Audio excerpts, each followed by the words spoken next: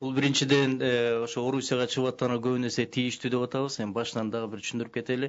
Ар бир жараныбыз ошо Орусияга чыгып атканда өзүнүн жашоосун, өмүрү милдеттүү түрдө камсыздандырат, компания камсыздандырат. Бул жылына бир гана жолу төлөм болот. Базага киргенден кийин Кыргызстанга канча жолу кайтып келбей ал кошумча нарк менен кайра төлөнбөйт. Бул бир. Экинчиси, мамлекеттик орган эмне үчүн алсын деп атабыз, эмне үчүн өкмөт жооптуу болсун деп атабыз. Анткени эгерде жеке колго өтүп, жеке менчик компанияны ала турган болсок, эбегейсиз чоң суммалар чогулат. Мына ошол акчаны эртең чогултуп туруп банкрот болду деп жаап кетип калыш коркунуч бар. Анда ким жооп берет? Ошон үчүн биз айтып атабыз, Конституцияда каралгандай мамлекет ар бир жаранынын өмүрүнө жана жашоосуна, укугуна, эркиндигине жооптуу дегенден кийин жоопкерчиликти алсын деп атабыз.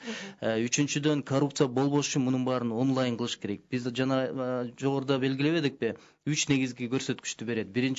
Эң биринчи бул мамлекеттин жоопкерчилигин жогорулатабыз. Экинчи, ар бир мекендешинин сөөгүн мекенине алып келебиз. Үчүнчү, статистика жүрөт.